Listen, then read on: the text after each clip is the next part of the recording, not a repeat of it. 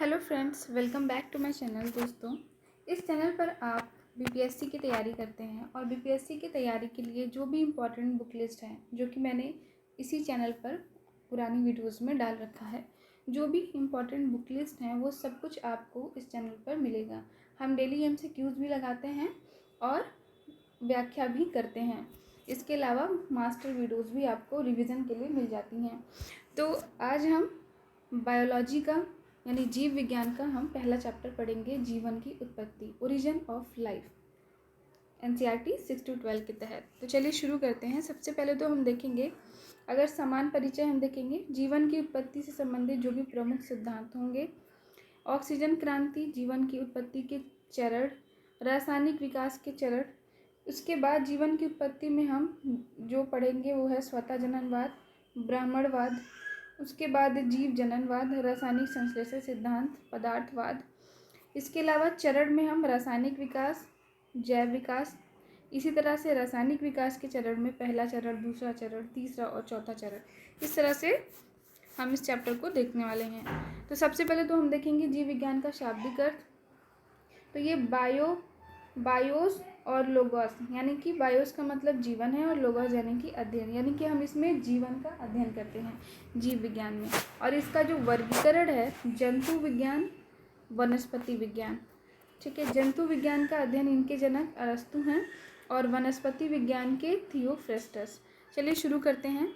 जीवन की उत्पत्ति से पूर्व ब्रह्मांड एवं पृथ्वी की उत्पत्ति को समझना आवश्यक है। प्राचीन काल से लेकर के मध्यकालीन धार्मिक मान्यताओं तक सभी ने अपने अपने ढंग से ब्रह्मांड और पृथ्वी की उत्पत्ति से संबंधित संकल्पनाएं प्रस्तुत की हैं। लेकिन इन्हीं जो संकल्पनाएं हैं और मान्यताएं हैं, इसमें धार्मिक आस्था एवं विश्वास की अधिकता थी, लेकिन तार्किकता का, वैज्ञानिकता का क्या था, अभाव था। यानी कि हर किसी ने, हर धर्म में अपने अपने हिसाब से बताया गया है कि दुनिया कैसे बनी, इंसान कैसे आया, सबने अपने अपने तरह से व्याख्या की है, लेकिन उसमें उचित तर्क और वैज्ञानिकता का अभाव है।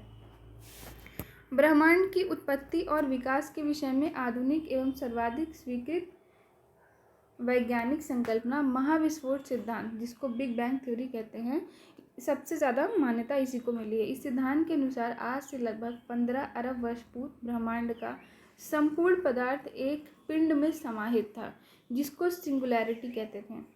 इस पिंड में महाविस्फोट हुआ और ब्रह्मांड की उत्पत्ति हुई। पिंड यानी कि कोई ऐसे बॉडी थी, ठीक है, सब पूरा ब्रह्मांड क्या था, इसी एक बॉडी में था। बाद में इसमें विस्फोट हो गया और फिर छोटे छोटे टुकड़ों में करके अलग अलग ग्रह, और इस तरह से ब्रह्मांड की उत्पत्ति हुई। ठीक है, आगे इसको डिटेल में देखेंगे। ब्रह्मांड के विकास की प्रक्रिया में आज से लगभग 4.6 अरब वर्ष पूर्व सौर मंडल यानी सोलर सिस्टम का निर्माण हुआ। तो एक क्वेश्चन तो यहाँ से ध्यान रखेंगे कि सोलर सिस्टम का या सौर मंडल का निर्माण कब हुआ था, तो लगभग 4.6 अरब वर्ष पूर्व हुआ था। पृथ्वी की उत्पत्ति हुई। समय के साथ पृथ्वी जीवन के अनुकूल हुई, यानी कि जब उत्पत्ति हुई थी तो इस पर जीवन नहीं था, धीरे धीरे माहौल बना और इस पर जीवों की उत्पत्ति हुई और उनका क्रमिक विकास हुआ। अब इस क्रम को भी आपको ध्यान रखना है कि पहले कौन आया, उसके बाद किस क्रम में इनका विकास हुआ है।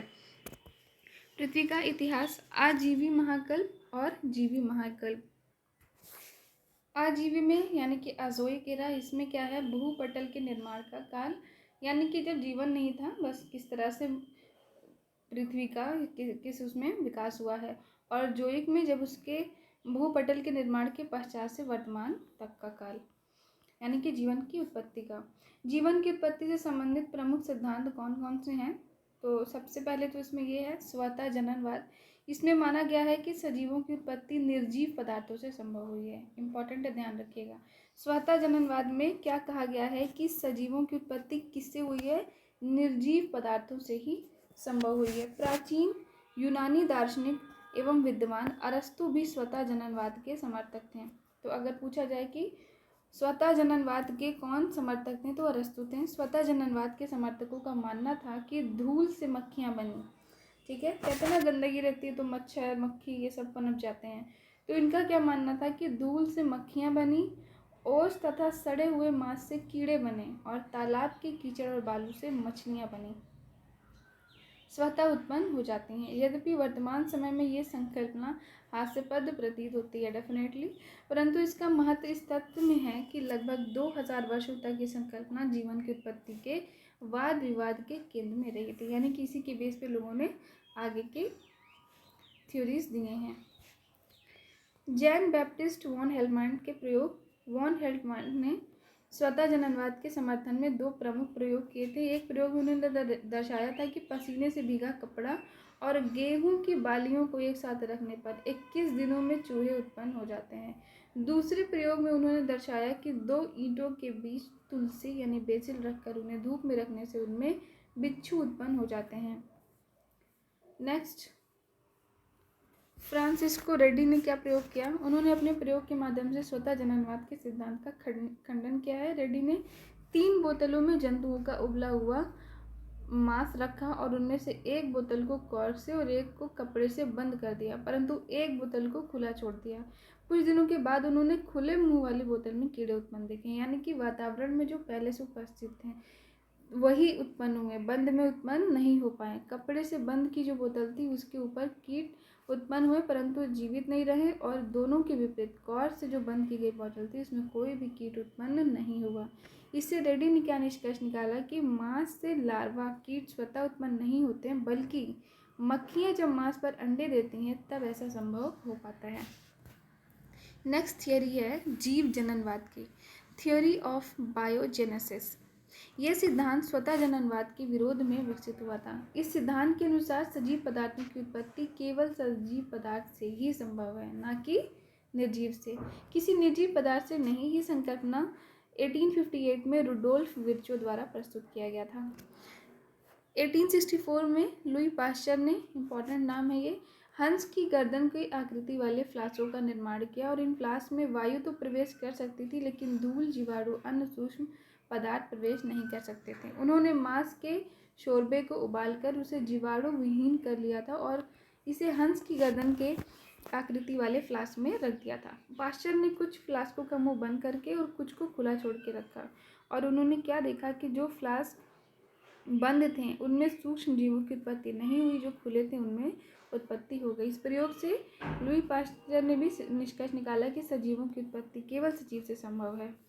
नेक्स्ट है ब्रह्मांडवाद। जीवों की उत्पत्ति के संबंध में वैज्ञानिक रिक्टर, ये नाम ध्यान रखिएगा, 1865 में ब्रह्मांडवाद प्रस्तुत किया था। इस सिद्धांत के अनुसार पृथ्वी पर विद्यमान जीवों की उत्पत्ति पृथ्वी पर नहीं हुई, बल्कि ये ब्रह्मांड के अन्य ग्रह से साधारण कणों एवं बीजाणुओं के रूप में पृथ्वी पर आए हैं। ठीक है। वैज्ञानिक हेल्पोज ने 1884 में यह अनुमान लगाया था कि पृथ्वी पर गिरते उल्का पिंडों के साथ ही जीव द्रव्य यानी कि प्रोटोप्लाज्म किसी न किसी रूप में पृथ्वी पर पहुंचे हैं। नोबेल पुरस्कार विजेता रसायन शास्त्री आर्हेनियम ने 1980 में ये विचार प्रस्तुत किया था कि जीव संपूर्ण ब्रह्मांड में व्याप्त हैं और उनके बीजाणु एक स्थान से अन्य स्थान तक स्वतंत्र रूप से विचरण कर सकते हैं। नेक्स्ट है रासायनिक संश्लेषण सिद्धांत एवं पदार्थवाद। जीवों की उत्पत्ति के विषय में ये परिकल्पना रूसी जैव रसायनविद यानी बायोकेमिस्ट ओपरिन ने 1924 में प्रस्तुत किया था, और उन्होंने द ओरिजिन ऑफ लाइफ नाम की पुस्तक में ओपरिन ने मत व्यक्त किया था कि जीवन की उत्पत्ति मूल अथवा आदि रस में कार्बन आधारित अणुओं के क्रमिक रासायनिक विकास के परिणाम स्वरूप हुई है। इसी समय अन्य ब्रिटिश जीव विज्ञानी थे जेबी हॉल्डेन, उन्होंने पदार्थवाद के समान सिद्धांत प्रस्तुत किए हैं, और ये संकल्पना ओपरिन हॉल्डेन संकल्पना कही गई। इसमें क्या क्या बात कही गई कि पृथ्वी का वातावरण अपने विकास के प्रारंभिक चरण में अपचायक यानी रिड्यूसिंग था। इसमें ऋण आवेशों का आधिक्य था, मुक्त ऑक्सीजन की कमी थी। ऐसी स्थिति में ऊर्जा के किसी बाह्य स्रोत जैसे पराबैंगनी प्रकाश की उपस्थिति में सरल कार्बनिक यौगिक का संश्लेषण हुआ। सरल कार्बनिक यौगिक के मध्य अभिक्रियाएं हुई, फिर अमीनो एसिड, वसीय अम्ल, मीथेन, शर्करा ये सब बने। तो कुल मिलाकर के इनका क्या कहना था कि पदार्थवाद में क्या बातें कही गई थी कि ये सब पृथ्वी के वातावरण के कारण संभव हुआ है। कार्बनिक यौगिकों के संयोजन से इन यौगिकों के बहुलकों का निर्माण हुआ। शर्करा से मंड, ग्लाइकोजन से सेलुलोज, पॉलीसेकेराइड और वसीय अम्ल से ग्लिसरॉल में वसा का निर्माण हुआ है। यानी एक पदार्थ से दूसरे पदार्थ का निर्माण हुआ है। तो ये आपका हर्लिन के अनुसार क्या था कि प्रारंभिक जलीय वातावरण सागर ने एक वृहत रासायनिक प्रयोगशाला के रूप में कार्य किया, जिससे सूर्य से ऊर्जा प्राप्त हो रही थी। तो वातावरण ऑक्सीजन से मुक्त था। कार्बन डाइऑक्साइड, अमोनिया और पराबैंगनी विकिरण के संयोजन से कार्बनिक यौगिकों का निर्माण हुआ। मतलब इनका यही मानना था कि सब कार्बनिक पदार्थ के कारण ही जीवों की उत्पत्ति हुई है, एक से दूसरे, जैसे शुगर से फिर स्टार्च बना, तो इस तरह से छोटे सिंपल कणों से बड़े कण बनते चले गए। लिपिड क्या होते हैं? कार्बन, हाइड्रोजन और ऑक्सीजन से निर्मित वो पदार्थ जो जल में अविलेय होते हैं या अघुलनशील होते हैं, लेकिन अल्कोहल, ईथर या क्लोरोफॉर्म में विलय होते हैं, इनको हम लिपिड कहते हैं। ठीक है। इसके अंतर्गत लिपिड सजीव कोशिकाओं का महत्वपूर्ण महत्व है। लिपिड के अंतर्गत वसीय अम्ल, तेल, मोम, स्टेराइल, ट्राइग्लाइसराइड को सम्मिलित किया जाता है। जैसे आप अपना कोलेस्ट्रॉल वगैरह चेक कराने जाते हो तो बोलता है ना कि लिपिड प्रोफाइल करा लो, तो वही लिपिड का मतलब कि आपका जितना भी फैट, ग्लिसराइड, ये सारी चीज़ें हैं इसमें। कार्बोहाइड्रेट, प्रोटीन और लिपिड्स पादप एवं जंतु कोशिकाओं के प्रमुख संरचनात्मक घटक होते हैं। ऑक्सीजन क्रांति क्या थी? संपूर्ण ऑक्सीजन का उत्पादन प्रकाश संश्लेषण करने वाले जीवों के द्वारा ही होता है, यानी कि जो फोटोसिंथेसिस करते हैं। आई होप आपको प्रकाश संश्लेषण की क्रिया पता होगी, यानी कि पेड़ पौधे जैसे सूरज की रोशनी को यानी प्रकाश को संश्लेषित करके, एब्जॉर्ब करके अपना भोजन बनाते हैं और फिर क्या करते हैं, वो ऑक्सीजन वातावरण में छोड़ते हैं। तो जीवन की उत्पत्ति और विकास के एक लंबे कालखंड में प्रकाश संश्लेषी जीवों के द्वारा मुक्त की गई ऑक्सीजन से ही संपूर्ण वातावरण ऑक्सीकारक बन गया और फिर ऑक्सीजन के कारण ही क्या हो पाई, जीवों की उत्पत्ति हो पाई। अलग अलग तरह के ये प्रयोग हैं, इसमें मिलर उरे के प्रयोग हैं, इसको हम नहीं पढ़ेंगे। जीवन की उत्पत्ति के चरण हम देख लेंगे। तो ओपनिंग में बताया था कि 2 चरण है, रासायनिक विकास और जैव विकास। रासायनिक विकास में क्या है, आपके जो रसायन बने, जैसे अभी हमने देखा शुगर से स्टार्च एंड ऑल, वो बना, और फिर जैव विकास में जीवों की उत्पत्ति हुई। दूसरा चरण कार्बनिक अणुओं का निर्माण है। तो ये सब हम नेक्स्ट वीडियो में पढ़ेंगे। अभी आज के लिए इतना ही, इस वीडियो के लिए इतना ही।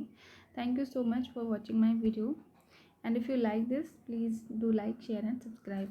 Thank you so much.